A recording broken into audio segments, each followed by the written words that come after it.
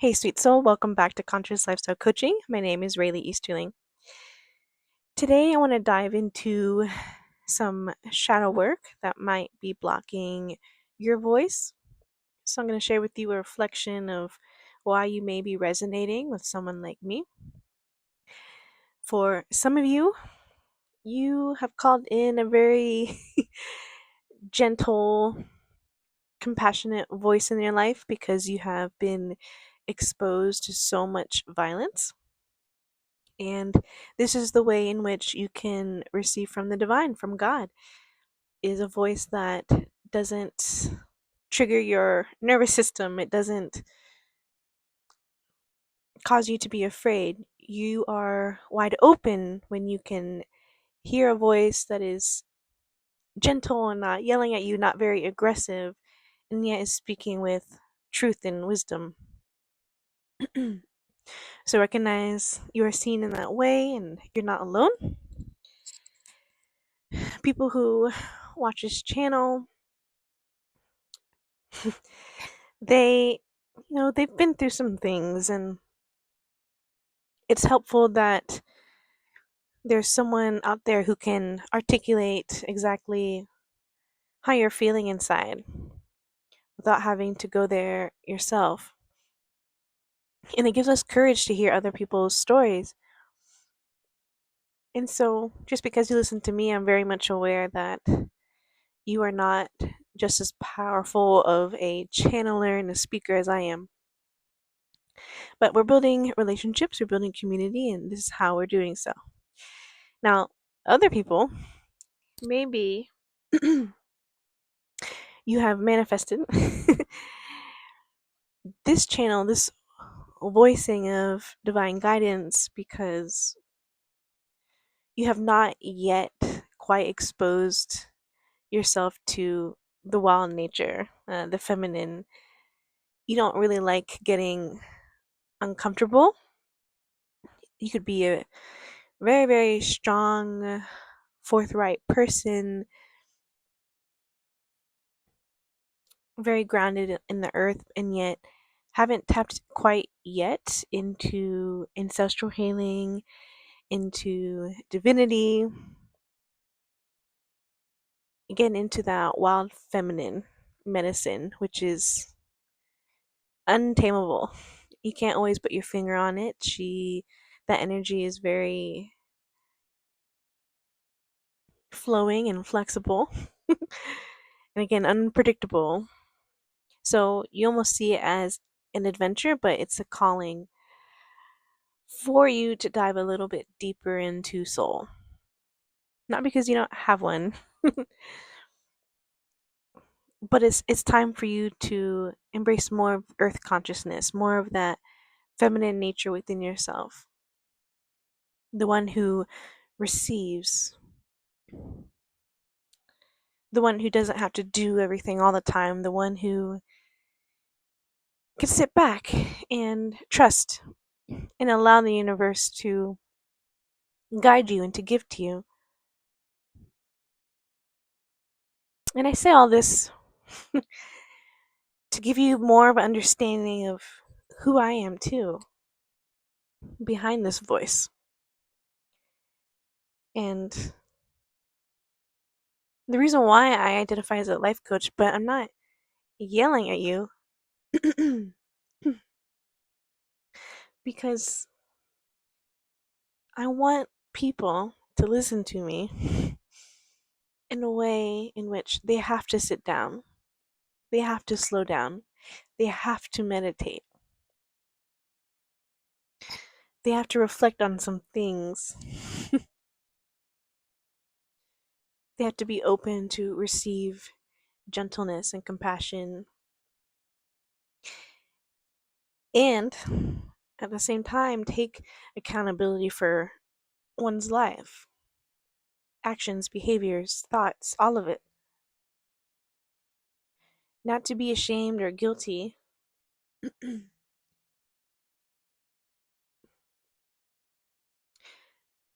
but to be put in a space to become aware, but care enough.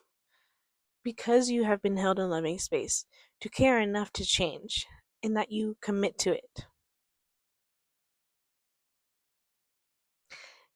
Because as a coach, I'm talking about building conscious business, and that takes years. That's a lifetime commitment. So I'm in no rush when I'm speaking to people, and I'm not here to rush other people either. I believe in free will, spiritual freedom. If I was a coach and I made it so that I was financially dependent on your consistency and your success, then maybe I'd be a little bit more angsty and have a more powerful voice, make you do a lot of things. But that is not my coaching practice. And I try to let everyone know who comes in that I'm not dependent on them, that they can leave and walk away. And that's actually the freedom people need to hear that will keep them going. Because again, I'm talking to some traumatized souls that need space to breathe and honor. They need space to be respected, to be seen, to be heard. And then others of you need to get uncomfortable, to not feel in control all the time.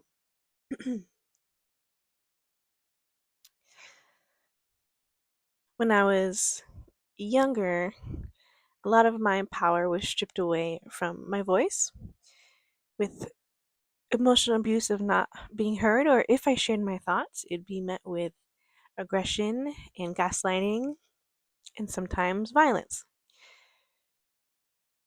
And there was some physical abuse in which I would be screaming and crying and yelling for help and being suffocated at the same time, to the point where I had no control over my own body and my voice was completely lost. So there was this trauma of screaming, crying, yelling for help, not being heard, or being heard and then ignored, and then being stripped away of my power of voice and physical autonomy completely. That is a deeply held trauma in my body. So it is extremely empowering for me as a public speaker, as a coach, as a teacher, to speak as gently, patiently, and yes, as quietly as I can, and to still see who will honor me, who wants to listen to me, who will listen to me, who is listening to me. Because you have to really go out of your way to slow down and enter a quiet space with me.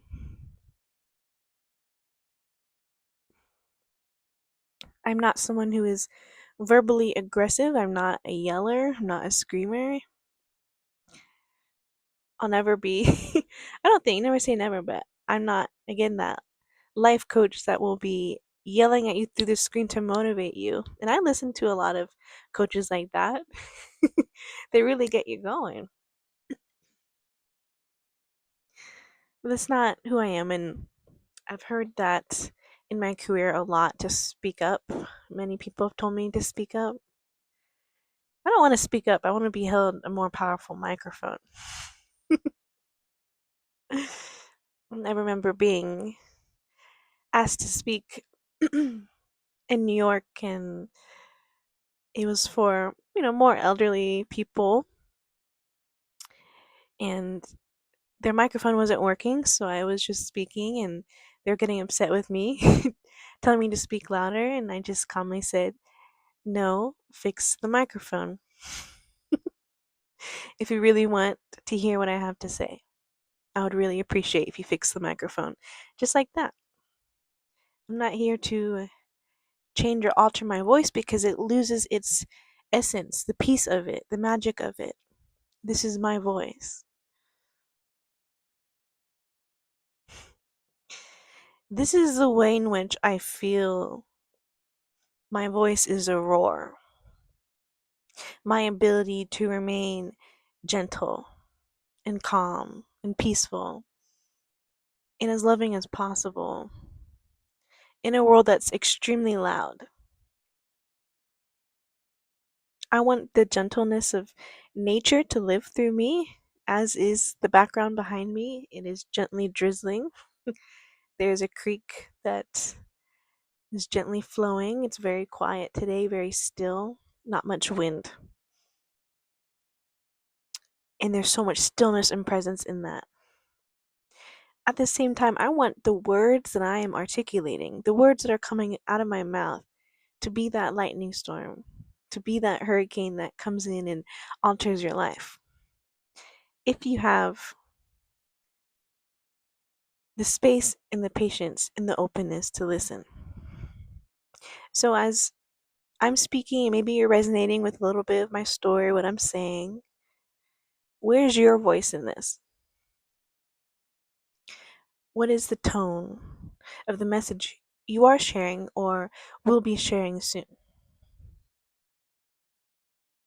What will make you feel most empowered? And in what ways can you challenge yourself? For me, I'm not challenging myself to speak louder or more aggressively. I'm challenging myself to speak to more people, to elevate the stages in which I am called to speak on, to get that higher quality equipment, to get that microphone. So, in what ways are you going to challenge yourself in your own voice? Taking time to reflect on the ways in which your voice, your throat chakra, has been blocked, and bringing honor to it, and how we clear it. You can hear my throat has become more clear as I'm speaking. Is to challenge yourself in the ways in which you are uncomfortable. Again, I'm not altering my essence, my truth, but I'm putting myself out here to be uncomfortable, coming from a traumatic space of, oh, I'll never be heard, or if I start speaking it, my power will be stripped away from me. And yet I'm coming on here every day to speak more, and I'm envisioning, planning, and acting out right now a lifelong career in this space.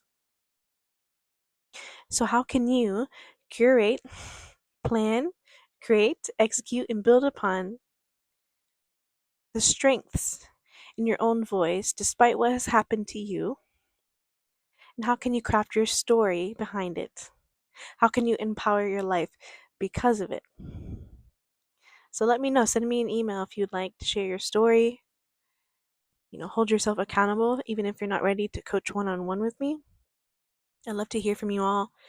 Please share an affirmation, comment below to bless anyone who reads it with strength and love and compassion. And of course, I welcome you to join me in the upcoming offerings. The Ascension Seminar is August 9th from 9 a.m. to 12 p.m. Eastern Time. It's a 3-hour meditative journey. So come on in, we'll have live discussions. We're going to meditate through the prompts, and the name of that session is Shift from Intention to Commitment.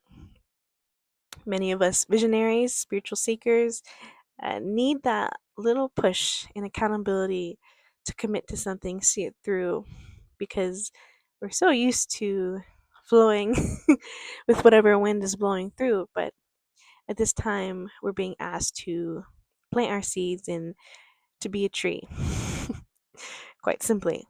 So if you need that space, it again is August 9th. It's only $25. August 11th begins my 30-day coaching portal. So I have a baby coming soon, so my coaching one-on-ones will be limited. And thank you to everyone who's booked a call this week. Thank you for your patience as I get back to you all. And in the 30-day coaching portal, this will be a time I'm dedicating to 5 people to work with me one-on-one every week for an hour. And then I work with you through some spiritual guidance, conscious business advice, affirmation, prayer, some journaling, and more self-development worksheets. And it's going to really expedite your own process right now as a visionary, as a dreamer, and hopefully by the end of the 30 days, you feel proud of something that you've created and you're a little bit further ahead on your visionary path than when you started. So, if I can hold that space for you, if you've been resonating with this journey so far, I hope to see you in those opportunities coming up. Otherwise, just thank you for being here. Thank you for being a part of this channel. Please like these videos, share these videos, help us grow this channel. And I'll see you in the next video. Peace and love to you.